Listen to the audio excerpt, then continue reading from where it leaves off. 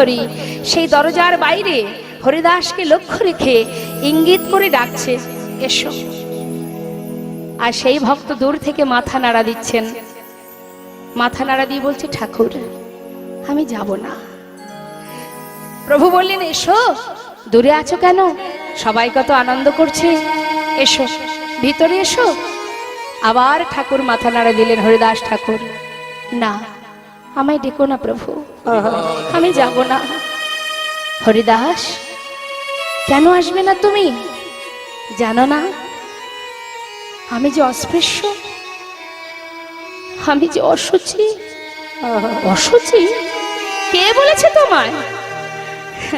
নবদ্বীপের বৈষ্ণব সমাজ। তোমার কাছে যাওয়া তো দূরের কথা দয়াময়, তোমার নামটুকু আমাকে গাইতে দেয়, তাই তো দূরে দাঁড়িয়ে আছে। আমি যেতে পারবো না গৌরহরি, আমায় যেতে বলো না। হরিদাস, তুমি কি বললে? মুচি হয়ে শুচি হয় যদি কৃষ্ণ ভজে, শুচি হয়ে মুচি হয় যদি কৃষ্ণ তারি। যার মুখে কৃষ্ণ নাম, হরি নাম, সে অশুচি হবে কেমন করে? এসো, এসো হরিদাস, আমি যে তোমায় বড় ভালোবাসি। তুমি যে আমার হৃদয়ের একটা পাঁজর হরিদাস। জানো, তুমি নাম না করলে আমি সুখ পাই না। তোমার নামে যে কত মধু, কত শান্তি, কত তৃপ্তি। হরিদাস, আমি দুটি বাহু প্রসার করে ডাকছি, এমন করে দূরে থেকো না, আমার হৃদয় মাঝে এসো, আমার বুকের মাঝে এসো হরিদাস। না গৌরহরি,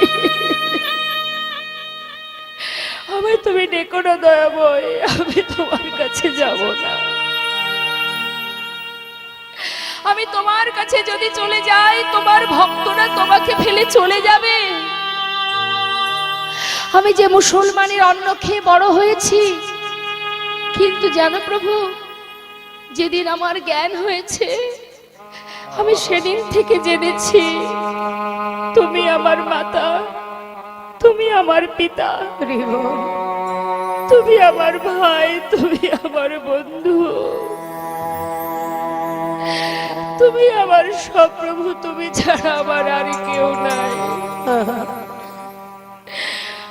দূর থেকে তোমার লীলা দর্শন করছি, যেতে বলো না প্রভু, যেতে বলো না। হরিদাস, আমি তোমায় বলছি, তুমি এলে আমায় ছেড়ে কেউ যাবে না। এসো, এসো হরিদাস, আমি তোমায় ডাকছি, তুমি এসো। এই দেখো, দুটি বাহু প্রসার করে ডাকছি, আমার বুকের মাঝে এসো। এসো হরিদাস, তুমি এসো গৌরহরি। আমার মতো অধমের প্রতি তোমার এত দয়া, এত করুণা তোমার। গৌরহরি ডাকার উপেক্ষা করতে পারলো না মা, ছুটতে ছুটতে হরিদাস ঠাকুর গৌরহরির চরণ তলে এসে আছাড় খেয়ে পড়েছে। যেই না চরণ তলে আছাড় খেয়ে পড়েছে, গৌরহরি হরিদাসকে নিজের বুকের মধ্যে চেপে ধরে বলছে, হরিদাস, আমার বুকের মাঝে এসো, তুমি যে আমার হৃদয়ের একটা পাঁজর হরিদাস। জানো, জীবনে যত কষ্ট পেয়েছো তুমি, যত চাবুকের আঘাত সয়েছো তুমি, প্রত্যেকটা আঘাতের সাথে সাথে তোমার বদনে তুমি কৃষ্ণকে স্মরণ করেছো। তাই প্রত্যেকটি চাবুকের আঘাত আমার অঙ্গে পড়েছে। যে দেখো তুমি আমার দিকে, সর্ব অঙ্গে চাবুকের আঘাত। ভক্তের কষ্ট তো ভগবানের কষ্ট, ভক্তের সুখ ভগবানের সুখ। ভগবান যে ভক্তের অধীনে থাকে, তাই তো তার নাম ভক্তাধীন ভগবান। বুকের মধ্যে জড়িয়ে ধরে বলছে, জানো হরিদাস, জীবনে এত কষ্ট পেয়েছো, আমার কাছে কোনোদিন কিছু চাওনি। জানো, জগতে সবাই আমায় ভালোবাসে, আমার কাছে যে যা চাই আমি কি তাকে তাই দিই, কিন্তু তুমি তো জীবনে অনেক কষ্ট পেলে হরিদাস। জানো, আমার বড় বাসনা আজ আমি তোমায় কিছু দেব। বলো হরিদাস, কি নেবে আমার কাছে? দয়াময়, আমায় তুমি দেবে?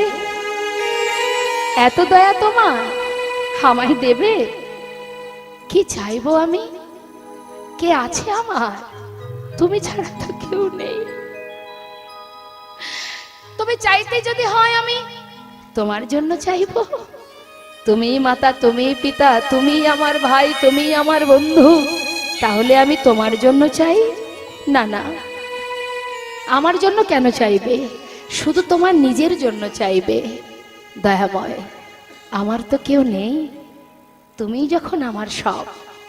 কিন্তু বেশ, হে প্রভু, তোমার কাছে শুধু আমার একটা বাসনা।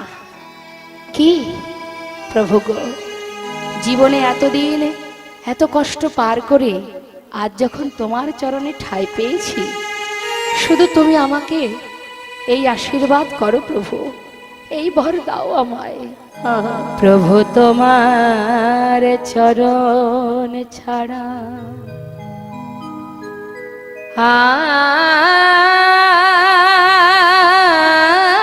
আর কিছু নাহি কামনে। প্রভু তোমার চরণে ছাড়া আর কিছু নাহি কামনে। প্রভু তোমার চরণ ছাড়া আমার আর কিছু নাহি কামনে। প্রভু তোমার চরণ ছাড়া আর কিছু নাহি কামনি। আমি যত দূরে চলে যাই, তুমি নিজ হাতে কাছে টেনে নিও।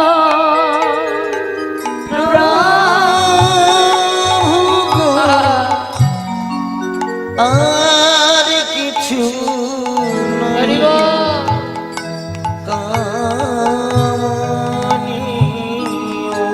তুমি আমারে তোমার করে নিও।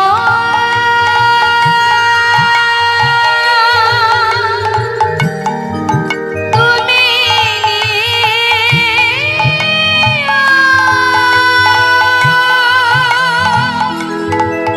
তুমি নিও গো প্রভু আমার বলিতে কিছু।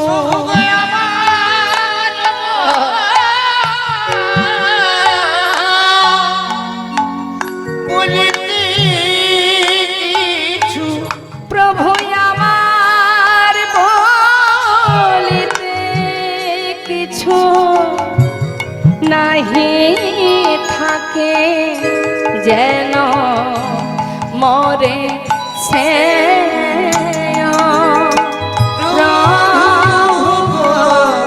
তাই গৌর হরিবল। কিছু নাহি কামনে। প্রভু তোমার চরণ ছাড়া আর কিছু নাহি কামনে। বুকের মধ্যে জড়িয়ে ধরে বললেন হরিদাস, এটা তো কোনো চাওয়া হলো না, আমার চরণে তুমি থাকবে। কিন্তু হরিদাস, আমার ইচ্ছা আমি কিছু দেব, কিছু চেয়ে নাও। হরিদাস ঠাকুর বললেন, প্রভু তবে তাই যদি হয় তবে শুনে নাও, আমার ইচ্ছা কি জানো? যেদিন আমার প্রাণ পাখিটা চলে যাবে, হে প্রভু তুমি ছাড়া আমার আর কেউ নেই। তুমি মাতা, তুমি পিতা, তুমি পুত্র, তুমি ভাই, তুমি বন্ধু। তাই যেদিন প্রাণ পাখি চলে যাবে, জগতে কোনো মাতা পিতা মারা গেলে যেমন তার শেষকৃত্য করে পুত্ররা, সন্তানেরা, আমার তো তুমি সব। তাই যেদিন আমার প্রাণ পাখি চলে যাবে, তুমি আমার সন্তান হয়ে সেই দিন আমার শেষকৃত্য সমাধা করে দেবে। হরি বল, হরি বল। বেশ, তাই হবে। এই হলো হরিদাস ঠাকুরের মনের শেষ বাসনা। প্রণামঃ কলিযুগ সর্বযুগ সার। মহাজন পদাবলিতে বলছেন, প্রণামঃ কলিযুগ। কলিকে প্রণাম করছেন কারা? করছেন আপনাদের মতো সাধুগুরু বৈষ্ণব যারা। কেন প্রণাম করছেন? নিশ্চয়ই কলির কোনো মাহাত্ম্য আছে। যে কলির কথায় কথায় জীব দোষ করে, অপরাধ করে, অন্যায় করে, ভুল করে, সেই কলিকে প্রণাম জানানোর অর্থটা কি? কোনো ব্যক্তি আস্তে ওমা হাসতে আস্তে আস্তে, কোনো ব্যক্তি যদি অন্যায় করে তাকে কি ভালো বলা যায়? কেউ যদি অপরাধ করে, কেউ যদি চরমতম অন্যায় করে, তাকে কখনো কেউ ভালো বলবে? বলবে না। তাহলে যে কলির এত দোষ, আমরা কলিরকে কিন্তু প্রতিটা মুহূর্ত দোষ দিই। কেউ কোনো অপরাধ করলে কি বলি? কলির ছেলে, এটা কলিযুগ, যার জন্য এই অবস্থা। কলির ছেলে বলে কথা, যার কারণে এই অবস্থা। অর্থাৎ কলির প্রতিটা পদক্ষেপে দোষ। তাহলে যার এত দোষ, তাকে কেন প্রণাম করছে মা? কারণটা কি? কি আছে কলির মধ্যে? বললেন, যদি দোষ 1000টা থেকে থাকে, গুণ যে তার অনেক আছে। হরি বল। তা গুণটা কি? দোষের কথাটা আগে বলে নি, গুণের কথাটা পরে বলছি। আচ্ছা, দোষের কথাটা রামভক্ত তুলসীদাস তিনি সুন্দর একটা পদাবলীর মধ্যে দিয়ে, একটা শ্লোকের মধ্যে দিয়ে বর্ণনা দিলেন। দোষটা কি? দোষ কি? রামভক্ত রামভক্ত তুলসীদাস কলম দিচ্ছেন, তিনি বলছেন, আগত কলিযুগে কলিহত জীবের কেমন দুরবস্থা হবে। সচ্চ কহে তোমারে লঠা ঝুঠ জগৎ ভুলায়, গৌরস গলি গরি ফিলি সুরা বৈঠল বেকায়। गाभी को दोहे कुत्ता को पाले बाछुरी रह जाए भूखा, संबंध को अच्छा खिलाए लेकिन बाप रह जाए भूखा। चोर के छाड़े साधु के बंदे पतिक को लगाया फांसी, हाय रे कलियुग तेरी तमाशा दुख लगे और हासि। की बोलें, सच्च कहे तुम्हारे लट्ठा झूठ जगत भुलाए। कलिहत जीव आमरा এই কলিযুগে, কলিহত জীবের কেমন অবস্থা হবে সেটা তুলে ধরলেন রাম ভক্ত তুলসীদাস। ত্রেতা যুগে, ত্রেতা যুগে লিপিবদ্ধ হলো, আর ঘটছে গিয়ে কলিযুগে। ভেবে দেখুন মা, আমাদের কি দুরবস্থা, আমাদের পরিস্থিতিটা কি? রাম ভক্ত বললেন, সচ্চে কাহে তো মারে লাঠা। কেউ যদি সত্য কথা বলে, সৎ পথে চলে, সঠিক পথে যদি কেউ এগিয়ে যায়, দেখবেন কলিহত জীব ওই সঠিক পথে তাকে যেতে দেবে না, প্রতিটা মুহূর্ত বাধা সৃষ্টি করবে। কেউ যদি চোখের সামনে মস্ত বড় অন্যায় করে, আপনি মনে করুন আপনার সামনে আপনি দেখতে পাচ্ছেন কেউ একজন মারাত্মক অন্যায় করছে, হরি বল, কিন্তু যে ব্যক্তি চরমতম অন্যায় করছে তার সঙ্গে আপনার সদ্ভাব আছে, তাই আপনি কি করলেন? অন্যায়ের প্রতিবাদ না করে আপনি সেখান থেকে পিঠ বাঁচিয়ে চলে এলেন। কেন? আমি যদি প্রতিবাদ করতে যাই তাহলে ওর সঙ্গে আমার এই সম্পর্কটা নষ্ট হয়ে যাবে। তাই নিজের স্বার্থের জন্য চোখের সামনে যদি চরমতম অন্যায় অপরাধ হয়েও যায়, কলিহত জীব পিছপাশ হয়ে সরে যায়, একবারও কিন্তু প্রতিবাদ করতে যায় না। চরমতম অন্যায় মনে করুন কেউ কাউকে খুন করছে, আপনি দেখলেন, দেখেও সত্য কথা বললেন না। কেন বললেন না? পাছে না জানি আপনাকেই আবার হয়তো রাতারাতি খুন করে দেয়। বর্তমানে তো এটাই চলছে, দেখেও না দেখার ভান করে থাকতে হচ্ছে। অর্থাৎ সত্য কথা বললে বিপদ, সোজা পথে চললে বিপদ। এটা কলিযুগে ঘটবে, সেটা লিপিবদ্ধ হয়েছে ত্রেতা যুগে। আর কি হবে কলিযুগে? হচ্ছে, মিলিয়ে নিন। কি বললেন? ঝুঠ জগৎ ভুলায়। ঝুঠ, অত্যাচার, অনাচার, ব্যভিচার জগৎটাকে ছেয়ে রেখেছে। সম্মানীয় ব্যক্তি যারা তারা কি সম্মান পায় বাবা? আস্তে কথা নয় মা, কথাগুলো কীর্তন অত্যন্ত কঠিন তত্ত্ব, কঠিন বিষয়। এটা যদি অন্তর থেকে না জানা যায়, বোঝা যায়, তাহলে ভালো লাগবে না। কলিযুগে যারা সম্মানীয় ব্যক্তি, যাদেরকে সম্মান করা উচিত, তাদেরকে কি কেউ সম্মান করে? গুরুকে সম্মান করে? মাতা পিতাকে সম্মান করে? করে না। বরং উল্টো গতি হয়ে গেছে। কি হয়েছে? গুরুদেব শিষ্যের কথায় উঠছে বসছে, মাতা পিতা ছেলে মেয়ের কথায় উঠছে বসছে, তাই না? স্বামী স্বামীর কথায় স্ত্রী শুনছে, স্ত্রীর কথা স্বামীকে শুনতে হচ্ছে। এই তো বর্তমান পরিস্থিতি। বৈষ্ণব মহাজন বললেন উল্টো ধারা চলছে গো, কলিযুগের এমন দুরবস্থা। ঝুঠা জগৎ ভুলায়, মিথ্যা, পাপ, অনাচার চলছে, জগৎটাকে ছেয়ে রেখেছে। গোরস মানে কি বাবা? গরুর দুধ। লক্ষ্য করে দেখবেন মা, যারা দুধ বিক্রি করেন, এখনো হয়তো অনেক জায়গায় আছে, এখনো পর্যন্ত দুধ কিনতে গেলে হয় যেতে হবে, আর না হলে যিনি দুধ বিক্রি করেন তাকে গ্রামে আসতে হবে, তাই না? তা দুধ কিনতে দুধ যিনি বিক্রি করেন তিনি পাড়ায় পাড়ায় যান, গ্রামে গ্রামে যান, দরজায় গিয়ে কড়া নাড়া দেন, তাও কেউ দুধ খায়, কেউ খায় না। কিন্তু যে জন মদ বিক্রি করে বিভোর, তাকে কি দরজায় এসে কড়া নাড়া দিতে হয়?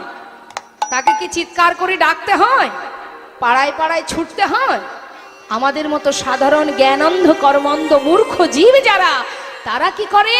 ওই মদের দোকানে লাইন দিয়ে দাঁড়িয়ে থাকে 2 দিন ধরে। সে যদি বাবা আপনার বাড়ি থেকে 50 কিলোমিটার দূরেও হয়, তাও দেখবেন মানুষ ছুটে যাবে সেখানে, তাকে আসার কোনো দরকার হয় না। এটা আমাদের দুরবস্থা, আমাদের লজ্জা হওয়া উচিত। কবে হবে আর? কলিহত জীবের আয়ু মাত্র 100 বছর, তাও আমরা বাঁচবো না, সেই পর্যন্ত বাঁচবো না।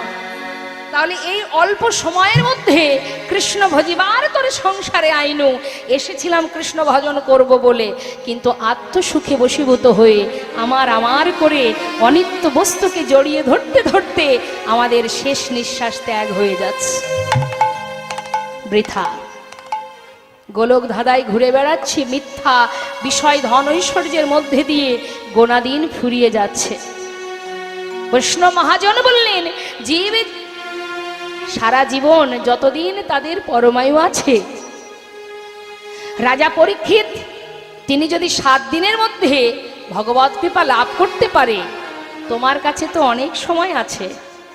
কৃষ্ণ নাম যদি প্রকৃতভাবে করা যায়, জীবকে যমপুরীতে যেতে হয় না, হরিনাম করলে সে মৃত্যুকে পর্যন্ত জয় করতে পারে।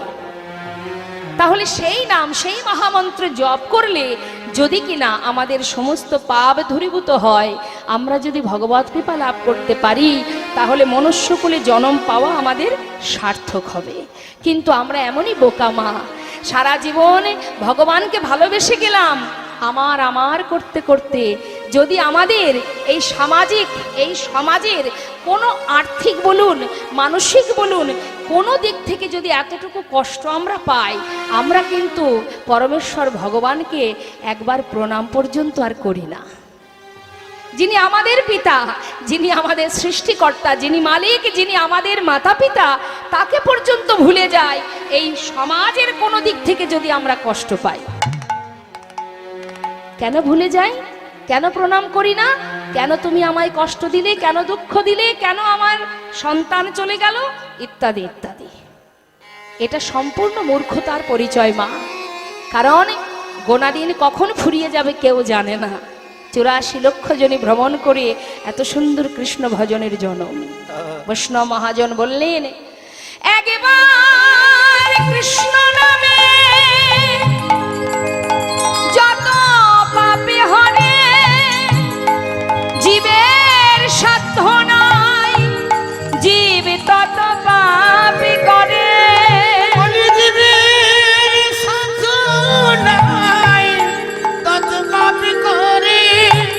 তারপরে কি বলছে? হেন কৃষ্ণ নাম জীবে লয় বহুবা, তথাপিও নাহাই প্রেম না বহে অশ্রুধার। জানিবে সেই হৃদয়ে অপরাধ আছায়ে প্রচুর, কৃষ্ণ প্রেম বীজ তাতে নাহায় অঙ্ক। না হয় অঙ্ক। এবার একটু একটু করে বুঝিয়ে বলি মা। একবার কৃষ্ণ নামে যত পাপ হরে, জীবের সাধ্য নেই তত পাপ করে। ডাকো, ডাকার মতো একবার ডাকো, সারা জীবন ডাকতে হবে না। তুমি ভগবানকে দুটো নকুল দানা দিচ্ছ, তাই তো? কি দিচ্ছ? নকুল দানা দাও তো? হ্যাঁ, ভগবান বললেন বেশ, তাতে সন্তুষ্ট আমি। তুই নকুল দানা দিচ্ছিস, দে, তাতে কোনো দুঃখ নেই। কিন্তু সেই নকুল দানার মধ্যে যদি শুদ্ধ প্রেম ভক্তি থাকে, হে ভগবান, তোমার কাছে আমার কিছু চাওয়ার নেই, তুমি যেমনই রাখবে আমি তেমনই থাকবো। এটা হলো অন্তর থেকে চাওয়া। যদি কোনো জীব অন্তর মাঝে, হৃদয় মাঝে ভগবানকে বসাতে পারে, হৃদয় মন্দিরে পরমেশ্বর ভগবানকে যদি বসাতে পারে, তার দেহ মন প্রাণ সর্বস্ব গোবিন্দ হয়ে ওঠে। তার চাওয়া, তার পাওয়া, কামনা, বাসনা, লোভ, লালসা সবই কৃষ্ণ হয়ে যায়। যদি এখানে বসানো যায়, সুখ দিলেও তোমার, দুঃখ দিলেও তোমার, চাইবার কিছু নেই। চাই কারা বাবা? যারা ভগবানকে ভালোবাসতে জানে না তারা চায়। যারা এখানে বসাতে পারেনি তারা চায়। কিন্তু চায় না কারা? যারা এখানে বসিয়েছে। বৃন্দাবনে যখন গোবিন্দ শ্রীমতী রাধারানীর হাত ছেড়ে দিয়ে চলে যাচ্ছেন মথুরায়, তখন গোবিন্দকে বলছে, প্রাণনাথ, তুমি আমার হাত থেকে জোর করে ছেড়ে চলে গেলে কি হবে? তোমাকে তো এখানে বসিয়ে রেখেছি। আহা, তুমি তো আমার হৃদয়ে বসে আছো, সেখান থেকে পালিয়ে যাও দেখি, তবেই তো জানবো তুমি পুরুষ, তবেই তোমার পৌরুষত্ব দেখতে পাবো, যদি এখান থেকে তুমি পালিয়ে যেতে পারো। তাই তোমার কাছে চাওয়া পাওয়ার আমার কিছু নেই বধূ। তুমি এখানে আছো, আমার দুঃখ, কষ্ট, কামনা, আমার জ্ঞান, আমার কর্ম সবই তো কৃষ্ণ। তুমি সুখে রাখলেও তুমি, আমি হলাম তুমি, আমাতে যা কিছু আছে সবই তুমি। তাহলে চাইবার আর কিবা প্রয়োজন? দুঃখ পেলেও তুমি পাবে, সুখ পেলেও তুমি পাবে। এটাই ভক্তের কামনা হওয়া উচিত। কিন্তু যারা হৃদয় মন্দিরে ভগবানকে বসাতে পারেনি তারাই প্রার্থনা করে। তাই আজ বৈষ্ণব মহাজন বললেন, হে জীব, এই ঘোর কলিযুগে ভগবানকে লাভ করার জন্য এতটাই সহজ উপায় দিয়েছে। শুধুমাত্র কলিজীবের শ্রেষ্ঠ ধন মহামন্ত্র হরিনাম সংকীর্তন, এই নাম জপ করো, আর কিচ্ছু করতে হবে না।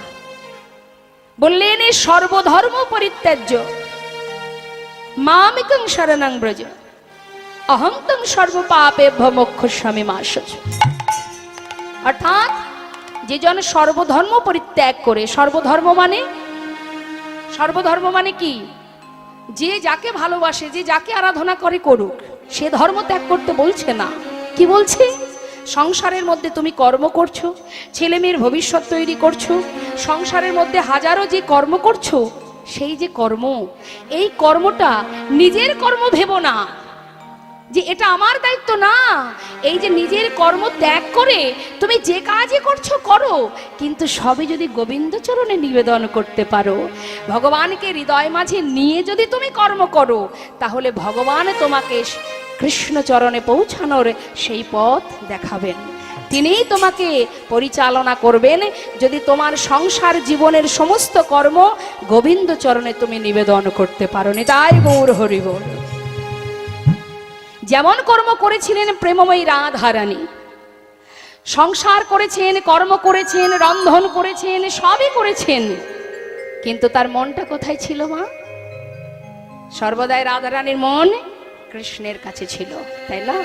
অর্থাৎ তুমিও কর্ম করো, সংসারে ভেবো না যে এটা আমার ডিউটি, না, এটা তোমার কাজ নয়, কৃষ্ণের সংসার, তুমি তার চরণে নিবেদন করো এবং সর্বদাই কর্ম করো, অর্থ উপার্জন করো, সবই করো, কিন্তু মনটা দিয়ে দাও গোবিন্দ চরণে। তাই গৌর হরি বল, হরি বল।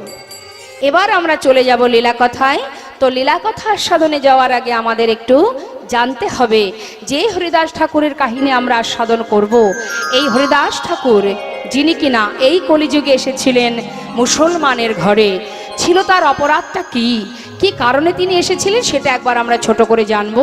দেখুন, আগেই আমি বলিনি, হিন্দু সমাজে অনেক অনেক গ্রন্থ আছে মা। তো আমাদের যারা সনাতন ধর্মে দীক্ষিত, যারা ভগবানকে ভালোবাসেন, তারা প্রত্যেকেই দেখবেন আমাদের হিন্দু সমাজের শ্রেষ্ঠ গ্রন্থ যেটা চৈতন্য ভাগবত, চৈতন্য চরিতামৃত, এগুলোকেই আমরা কিন্তু স্মরণ করি। তো সেই চৈতন্য ভাগবতে বা চৈতন্য চরিতামৃতে আমাদের একটু লক্ষ্য দিতে হবে। চৈতন্য ভাগবতে যিনি বৃন্দাবন দাস ঠাকুর, অর্থাৎ আমার মহাপ্রভুর যে চর্বিত তাম্বুল সেবিত যে সন্তান, এই বৃন্দাবন দাস ঠাকুর নারায়ণীর গর্ভে এসেছিলেন, ভগবানের সন্তান। সেই বৃন্দাবন দাস ঠাকুর তিনি কলম দিচ্ছেন, কি বলছেন হরিদাস ঠাকুরকে নিয়ে? তিনি বলছেন, জাতি কুল নিরর্থ, জাতিকুল নিরর্থ, এর কোনো অর্থ নেই, বুঝাই এবার তরে হরিদাস জন্ম নিল যবনের ঘরে, হরিদাস জন্ম নিল যবনের ঘরে।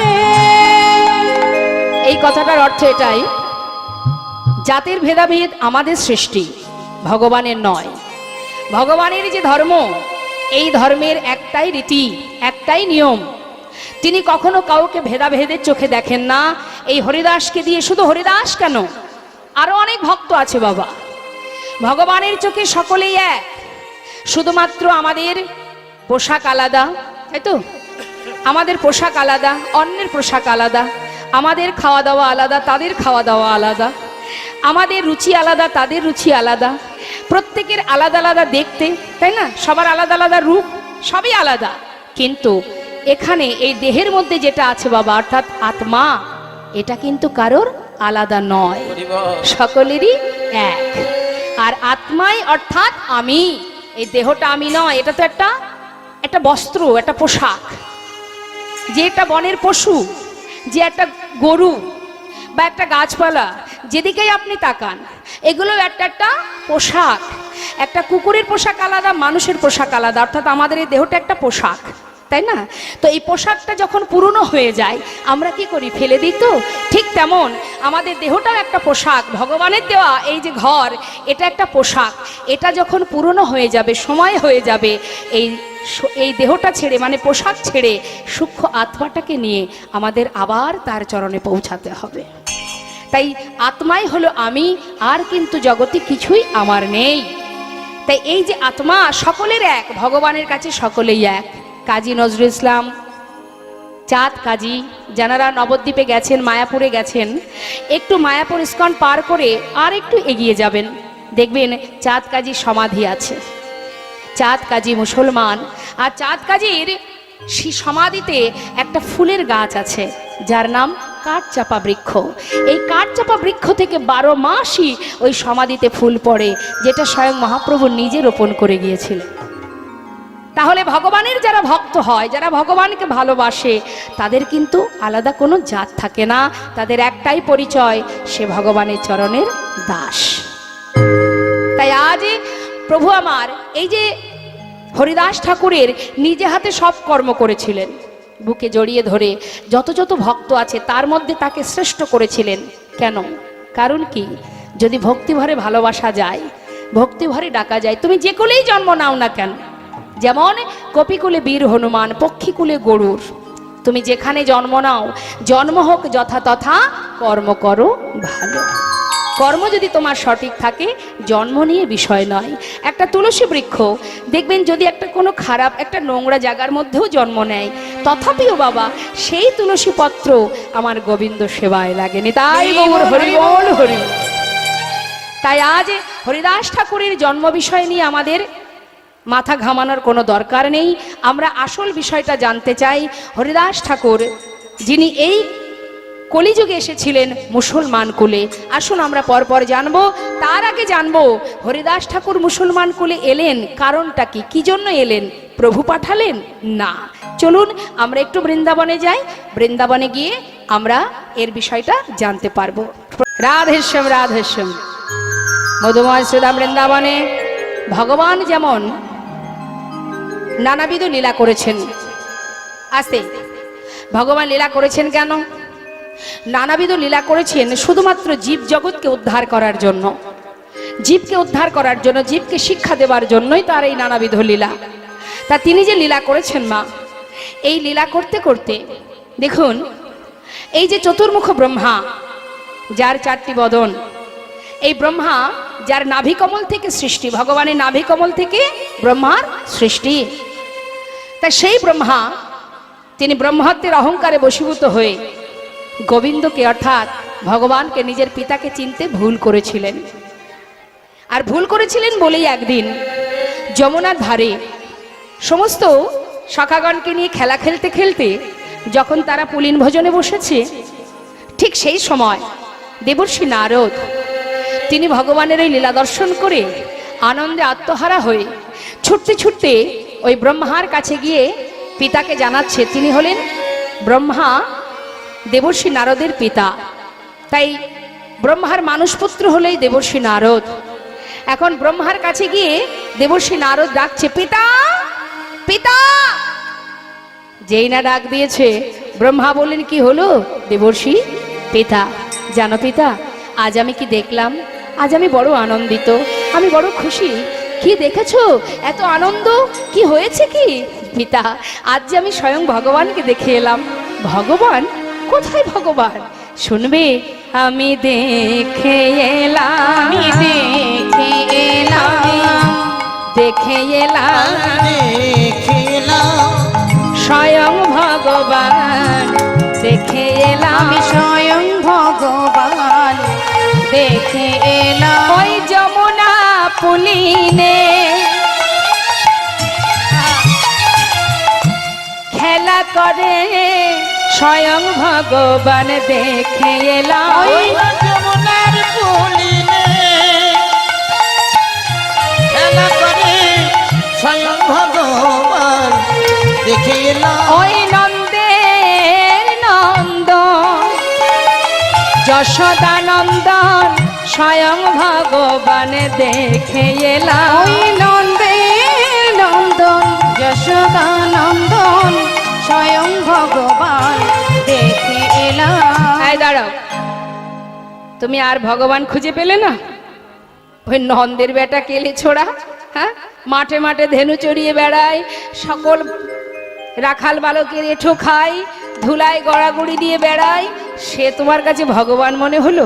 পিতা, একবার আপনি নিজে গিয়ে দেখে আসুন। আমার যদি বিশ্বাস না হয়, বিলম্ব না করে চতুর্মুখ ব্রহ্মা শূন্য মার্গ থেকে লক্ষ্য দিলেন।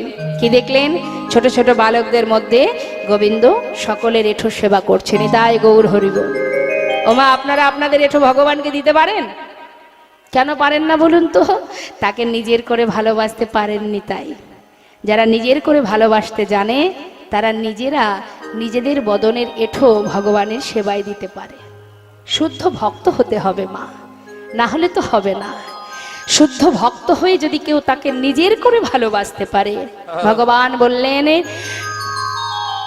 যে আমাকে ভালোবাসে, যে আমাকে যেমন করে ভালোবাসে আমি তেমন করে তার মনোবাঞ্ছা পূর্ণ করি। যে যথামাং প্রপদ্যন্তে তংস্ততৈব ভজম্যহম মম বর্তানুবর্তন্তে মনুষ্য পার্থ সর্বস্ব। অর্থাৎ যে আমাকে যেমন করে ডাকবে, কেউ যদি সখারূপে ডাকে, আস্তে আমি সখারূপে তার বাঞ্ছা পূর্ণ করি। কেউ যদি সন্তান রূপে ভালোবাসে, সন্তান রূপে কে ভালোবাসে? মা। সন্তান রূপে ভালোবাসেন মা যশোদা। হ্যাঁ, তিনি কিন্তু জানে না যে তার ছেলে ভগবান। সখারা যেমন ভালোবাসে সখ্য প্রেমে, তারাও জানে না যে কানাই ভগবান। যেমন মীরাবাই ভালোবাসতেন স্বামী রূপে, সে কিন্তু স্বামী রূপেই তার সেবা পেয়েছিলেন। অর্থাৎ যে যেমন করে ডাকবে আমি তেমন করেই তার বাঞ্ছা পূর্ণ করি, এবং আমি তাকে, যে আমার শরণাপন্ন হয়, আমি তাকে সঠিক পথে চালনা করি। কিন্তু আজ ব্রহ্মা, যে কিনা নিজের পিতাকে চিনতে পারল না, সেই ব্রহ্মা এমন ভুল করলেন, ভগবানকে চিনতে না পেরে আজ তার মনে মনে ভাবনা হলো কে এই বালক, এইটুকু বালক সে ভগবান হবে কি করে? ভগবান যে হয় সে তো কোনোদিন কারো রেঠো খায় না, মাঠে মাঠে গরু চড়িয়ে বেড়ায় না, অসম্ভব। হ্যাঁ, আমি পরীক্ষা করব তুমি কেমন ভগবান। আজ পরীক্ষা করছেন ব্রহ্মা। কি করলেন? তার 9 লক্ষ ধেনুকে হরণ করে নিলেন আর চিন্তা করলেন আমি দেখতে চাই যদি সত্যি তুমি ভগবান হও নিশ্চয়ই তুমি অন্তরে জানতে পারবে যে আমি হরণ করেছি। যদি তুমি জানতে পারো তবেই তো তুমি আমার কাছে আসবে আর আমার কাছে থেকে তোমার ধেনুবৎসকে তুমি ফিরিয়ে নেবে। ভগবান মনে মনে চিন্তা করলেন ব্রহ্মা আজ যখন তুমি আমায় পরীক্ষা করছো, বেশ পরীক্ষা করো, তাহলে আমি আরেকটু সুযোগ করে দিই। তিনি কি করলেন? চতুরতা করে ব্রহ্মার পরীক্ষা যাতে আরো একটু করতে পারে সেই জন্য সখাদের বললেন তোরা বস, আমি একটু আসছি। এই বলে যেই গাভী অন্বেষণে বেরিয়ে গেছে মা, হঠাৎ ওই সখাগণকেও হরণ করে নিলেন। ভগবান মনে মনে চিন্তা করলেন ব্রহ্মা আমিও দেখতে চাই আজ তুমি ব্রহ্মত্বের অহংকারে বশীভূত হয়ে নিজের পিতাকে চিনতে ভুল করছো, আমিও দেখি তুমি কতবার হরণ করতে পারো। ব্রহ্মার মনের চিন্তা ভাবনা এটাই যে ভগবান যদি কেউ থেকে থাকে সে হলো আমি সৃষ্টিকর্তা ব্রহ্মা, আমি ভগবান। আর আমাকে যদি কেউ ভগবান না বলে তাহলে ভগবান আরো একজন আছে, সে কে? দেবাদিদেব মহাদেব, মানে ভোলানাথ। ভগবান বললে তাকে ভগবান বলা যায়, এইটুকু বালক এ কি করে ভগবান হতে পারেনি? তাই গৌর হরিবল। ভগবানের বালক রূপ দেখে ব্রহ্মার আজ মতিভ্রম হলো, সে বুঝতে পারল না, চিনতে পারল না। তাই কিছু সময় পর প্রভু মনে মনে ভাবলেন বেশ ব্রহ্মা তুমি পরীক্ষা করো। বিলম্ব না করে ব্রহ্মা চলে গেল আর এদিকে ভগবান নিজের অঙ্গ থেকে আবার 9 লক্ষ ধেনু দ্বাদশ রাখালকে সৃষ্টি করে আপন আপন ঘরে ফিরে গেল। ফিরে যাবার পর এইভাবে লীলা চলতে চলতে হঠাৎ পরের দিন ব্রহ্মা মনে মনে চিন্তা করলেন আজ আমি দেখব তুমি কাদের নিয়ে খেলা করো, তুমি কেমন ভগবান। ব্রহ্মা শূন্য মার্গ থেকে লক্ষ্য দিলেন ছোট ছোট বালকদের নিয়ে খেলা করছে। আহা, অবাক দৃষ্টিতে তাকিয়ে আছে, মনে মনে ভাবছে এরা কারা? আমি তো সবাইকে হরণ করেছি, তাহলে এরা কোথা থেকে এলো? কিছুতেই বুঝতে পারছে না মা। দেখুন আজ নিজের সন্তান যদি নিজের মাতা পিতাকে ভুলে যায় ভাবুন তার কি সাজা হতে পারে। কিন্তু বাবা মা কি কোনো সাজা দেয় সন্তানকে? দেন না। আজ ভগবানও কিন্তু ব্রহ্মাকে কোনো সাজা দেননি। কেন দেননি? না ভগবান ব্রহ্মা যখন চিনতে পারলো না, ব্রহ্মার অপরাধ কি? সে নিজের পিতাকে চিনতে পারেনি। আর হরণ করলেন কেন? ভগবান ব্রহ্মাকে দিয়ে করালেন, তাই ব্রহ্মা করলেন। কেন করালেন? না বৃন্দাবনের ব্রজমায়ী তাদের মনে বাসনা ছিল। শুধুমাত্র ব্রজমাতা নয়, বৃন্দাবনের যারা ধেনুবৎস গাভী মাতা তাদেরও বাসনা ছিল, হে কৃষ্ণ পশুকুলে জন্ম পেয়েছি ঠিকই, কিন্তু তোমাকে যদি সন্তান রূপে কাছে পেতাম, যদি সন্তান হয়ে আমাদের কাছে এসে আমাদের সন্তান যেমন দুগ্ধ পান করে তুমি যদি আমাদের পুত্র হয়ে দুগ্ধ পান করতে, এই পশুকুলে জন্ম পেলেও এই বৃন্দাবনে জন্ম পাওয়া ধন্য হতো। ব্রজমায়ীদের মনে বাসনা ছিল, কানাই তুই যে মা যশোমতীর কোল আলো করে এলি, তোর মতো সন্তানকে যদি আমরা পেতাম আমাদের এই মানব জন্ম ধন্য হতো। তাই সকলের বাসনা পূর্ণ করার জন্য ভগবান নিজের অঙ্গ থেকে সৃষ্টি করে আপন আপন ঘরে সকলেই চলে গেল। আর আজ তাদের নিয়ে যখন খেলা খেলছেন ব্রহ্মা মনে মনে চিন্তা করছে এরা কারা, কোথা থেকে এলো এরা, কিভাবে এলো এরা, কিছুতেই বুঝতে পারছে না। আর ঠিক সেই সময় মা, আজ ব্রহ্মা নিজের পিতাকে চিনতে পারছেন না। আর এদিকে দেখুন একজন মুসলমান ভক্ত তিনি ভগবানের লীলা দর্শন করে কত সুন্দর পদাবলী লিখছেন। কি লিখছেন পদাবলীতে? সে কিন্তু মুসলমান কুলে জন্ম নিয়েছেন, তার নামটা আমরা শুনবো, শেষেই শুনবো সেই মুসলমান ভক্তটিকে, যিনি ভগবানকে দর্শন করে পদাবলী করছেন। তিনি একজন বিধর্মী মুসলমান। আর আমাদের নাভিকমল থেকে, প্রভুর নাভিকমল থেকে যার জন্ম ব্রহ্মা, সে নিজের পিতাকে চিনতে পারছে না। কি লিখছেন? আহা খেলত খেলত খেলত, খেলত খেলত খেলত, আহা খেলত খেলত খেলত, খেলত খেলত খেলত, খেলত রাম সুন্দর শ্যাম, খেলত সুন্দর মোহন মোরতে মধুর ধাম, মোহন মোরতে মধুর হেলে রাম রাম রাম রাম রাম কানাই, খেলা খেলে রাম রাম রাম রাম রাম কানাই, খেলা খেলে রাম রাম রাম রাম রাম কানাই। কত সুন্দর পদাবলী লিখছেন সেই ভক্ত। কি লিখছেন? ওই দেখো আমাদের গোবিন্দ খেলা খেলছে। কাদের সাথে খেলছে? চেয়ে দেখো, প্রিয় শ্রীদাম সুদাম মেলি, আহা প্রিয় শ্রীদাম সুদাম মেলি, খেলে রে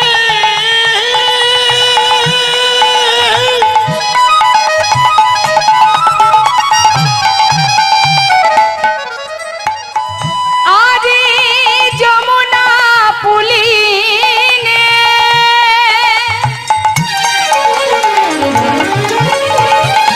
শাখা সনে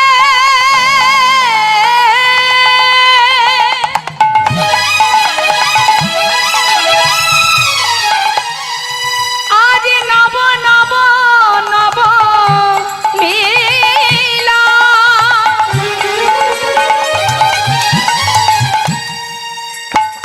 আজ সখা সনে প্রাণী গোবিন্দ আমার, আজ বৃন্দাবন আলো করে, আজ অপরূপ খেলা খেলে, তাদের আনন্দের আর সীমা নাই, সীমা নাই গো।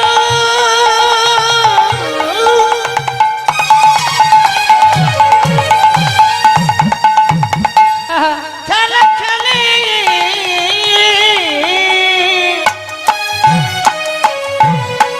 প্রিয় সুদাম সুদাম মেলি, তপন তনয়া তীরে কেলি, প্রিয় শ্রীদাম সুদাম মেলি, তপন তনয়া তীরে আছে। হরে কৃষ্ণ। তপন মানে কি?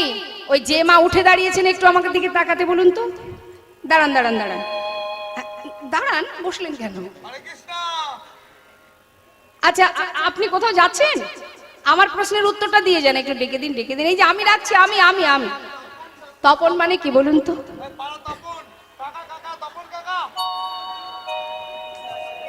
হরি বল। উঠলেই কিন্তু বিপদ। কেমন? মন দিয়ে শুনুন। তপন মানে কি মায়েরা বলতে পারবেন? আমার বাবাদের, বাহ খুব সুন্দর। তপন তনায়া, তনায়া মানে কন্যা। কন্যার নাম কি? মানে সূর্যের কন্যার নাম কি? খুব সুন্দর, ঠিক বলেছেন। তাও গোবিন্দ খেলছেন কোথায়? সূর্যের কন্যা কে? যমুনা। কেন ভাই ফোঁটা আসছে দেখবেন, সবাই বলবে ভাইয়ের কপালে দিলাম ফোঁটা, জমের দুয়ারে পড়লো কাটা, যমুনা দেয় জমকে ফোঁটা, আমি দেই আমার ভাইকে ফোঁটা, তাই তো? তাহলে এই যে জম মানে যমুনা যাকে ফোঁটা দেয় মানে জম, এই জম হচ্ছে সূর্যের পুত্র। জমের কথা শুনলে সবাই ভয় পায়, একদিন দেখা হবে তার সাথে। এখন বাবা আরো একটা পুত্র আছে, সে কে? গ্রহরাজ, যমরাজ গ্রহরাজ। হ্যাঁ, তার আরো একটি পুত্র আছে, সে হলো কর্ণ, তাই না? তা এখন তার কন্যা হলো যমুনা। তা গোবিন্দ খেলছেন কোথায়? যত যত লীলা করেছেন তিনি কোথায়? যমুনার তীরে। হ্যাঁ, তাই আজ যে মহাজন লিখছেন, মুসলমান যে ভক্ত লিখছেন, তিনি কি বলছেন? চেয়ে দেখো, আজ খেলছেন ভগবান কাদের নিয়ে?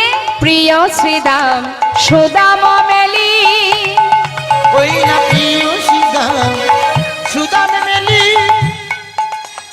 তপন তনয়া তীরে কেলি। প্রিয় শ্রীদাম সুদাম মেলি, তপন তনয়া তীরে কেলি। ভবলি শ্যামলি আওরি আওরি, ধবলি শ্যামলি আওরি আওরি। হুকার চলত কানরি। রাম রাম রাম হরি বল নিতাই গৌর হরি বল। রাম কানাই খেলা খেলে রাম রাম রাম রাম রাম রাম রাম কানাই। এমন একজন ভক্ত কে হতে পারে মা? হ্যাঁ, মুসলমান কুলে যিনি জন্ম নিয়েছেন তার নামটা আমরা শুনবো। সে কে?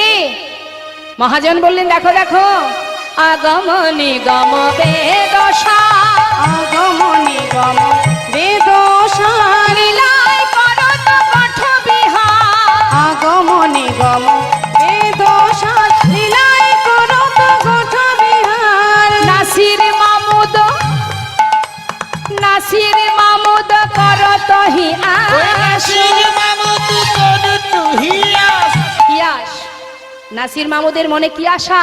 হে প্রভু, তোমার চরণ শরণ দান। খেলা খেলে নিতাই গৌর হরি বল। রাম রাম রাম কানাই খেলা খেলে রাম রাম রাম রাম রাম রাম কানাই। তোমার চরণে শরণ করি প্রভু, তোমার চরণে আমায় ঠাঁই দাও। তাহলে নাসির মামুদ এত সুন্দর পদাবলী লিখছে, আর ব্রহ্মা তিনি কি করলেন? কিছুতেই বুঝতে পারছেন না যে ভগবান কাদের নিয়ে খেলছেন, তিনি ভগবান কিনা, এরা কারা, কোথা থেকে এলো এরা। হঠাৎ ব্রহ্মা দিব্য দৃষ্টি দিলেন। দিব্য দৃষ্টি যেই না দিয়েছে বাবা, দেখলেন কি? সবাইকে নারায়ণ স্বরূপে। যত রাখাল বালক আছে, যত ধেনুবৎস আছে, সবাইকে নারায়ণ স্বরূপ দর্শন করে অদূরে শঙ্খচক্র গদা পদ্মধারী চতুর্ভুজ নারায়ণকে দেখে হঠাৎ তার আত্ম অহংকার দূরীভূত করে ছুটে গিয়ে প্রভুর চরণটা বুকের মধ্যে জড়িয়ে ধরে চিৎকার করে বলে উঠলেন, দয়াময় প্রভু,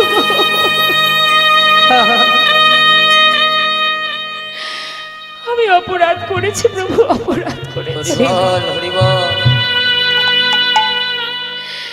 আজ নিজের আত্ম অহংকারে বশীভূত হয়ে আমি নিজের পিতাকে চিনতে পারিনি, আমি ক্ষমা করে দাও। তুমি তো পিতা, আমি তো তোমার সন্তান। সন্তান যদি অপরাধ করে, পিতাকে অপরাধ গ্রহণ করে, ক্ষমা করো প্রভু, ক্ষমা করো। ভগবান কিন্তু কোনো কথাই বলছেন না মা। ব্রহ্মা প্রভুর চরণটা জড়িয়ে ধরে কাঁদছে আর বলছে, দয়াময়, আমি কি করলাম, আমি কি করলাম, কি অপরাধ করলাম আমি তোমায় পরীক্ষা করেছি প্রভু, নিজের পিতাকে পরীক্ষা করেছি। এমন হীন কর্ম, এমন নিচু কর্ম কোন সন্তান করে? আমি মহা অপরাধ করেছি দয়াময়। চরণ দুটি জড়িয়ে ধরে আজ ব্রহ্মা প্রভুর চরণ ধরে কাজ 64টি শ্লোক পাঠ করেছিলেন। তার মধ্যে আমি কয়েকটা শ্লোক আপনাদের শোনাবো। শেষ শ্লোকটা, ঈশ্বর পরম কৃষ্ণ সচ্চিদানন্দ বিগ্রহ অনাদি আদি গোবিন্দ সর্বকারণের কারণ, অনাদি আদি গোবিন্দ সর্বকারণের কারণ, স্বয়ং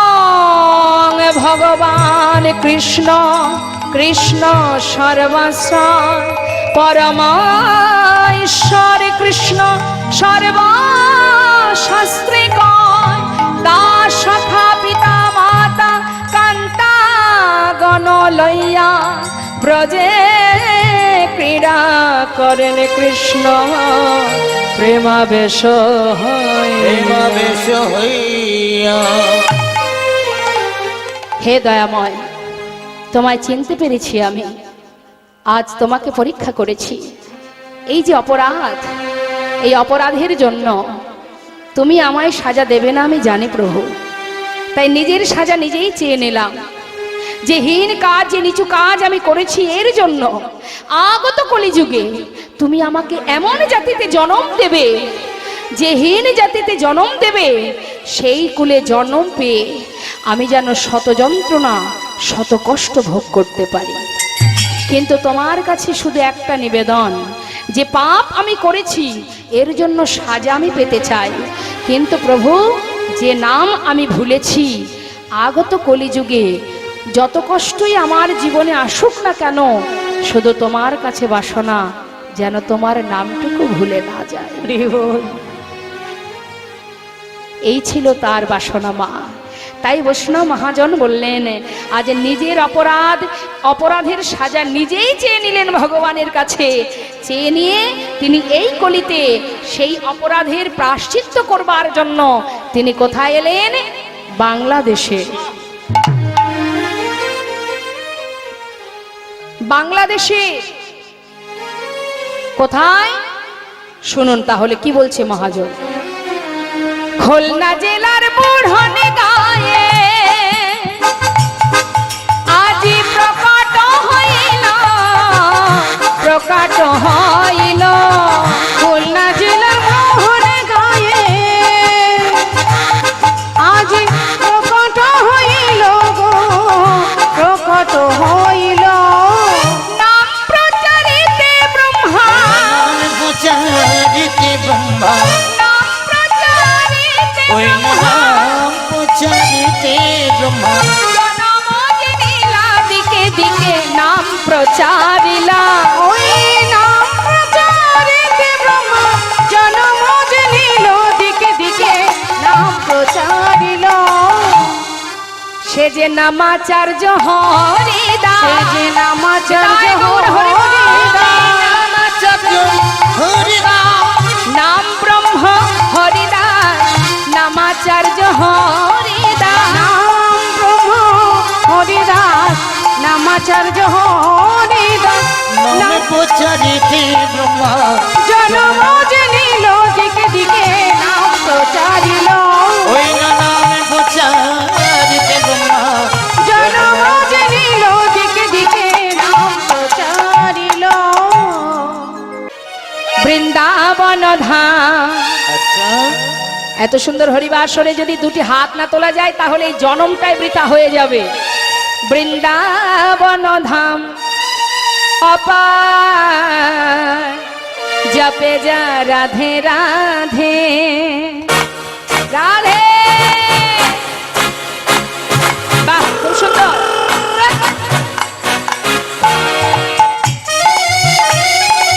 বলিয়ে রাধা রানী কি রাধে।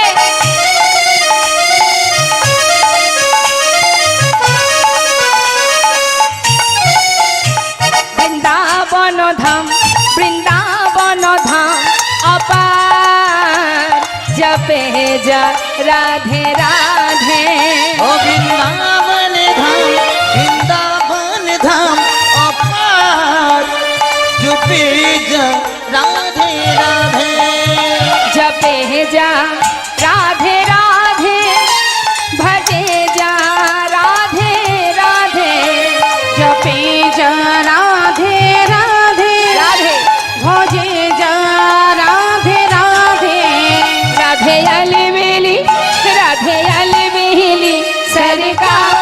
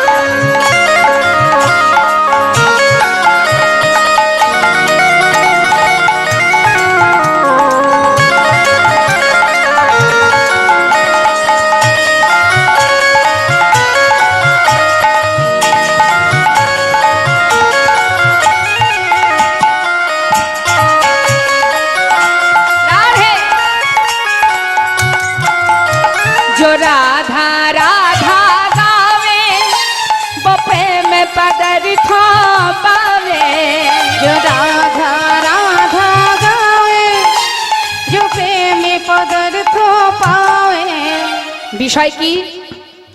গোবিন্দ, আশ্রয় রাধা। নবদ্বীপে বিষয় কে? গৌরহরি, আশ্রয় নিতাই চাঁদ।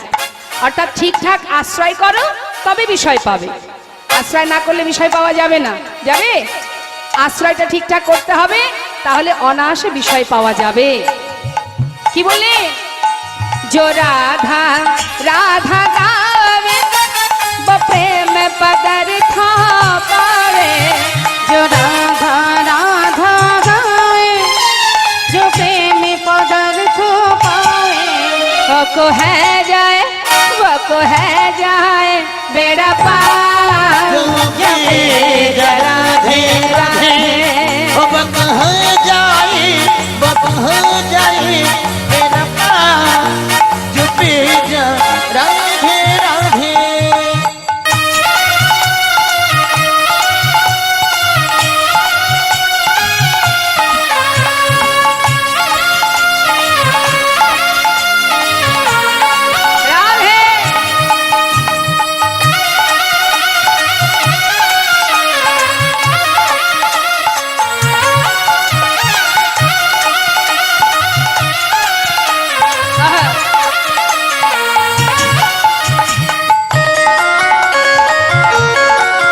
राधे। जो राधा ना मिला हो तो रसराज बेचारो रोतो, जो राधा राधा नाम न हो तो रसराज विचारो रो तो, नहीं हो तो अच्छा कृष्ण अवतार। जपे राधे राधे नहीं हो तो कृष्ण अवतार। जपे राधे राधे वृंदावन धाम अपार, जपे राधे राधे, ओ भुजे राधे राधे जपे जा राधे राधे। भुजे राधे राधे। प्रेम से बोलिए राधा रानी की। खोश मेजाज নিয়ে বলেছেন তো? বৃন্দাবন ধাম কি। বাহ, আরেকটু জোর হবে? বেশ, বাঁকে বিহারী লাল কি। খুব সুন্দর।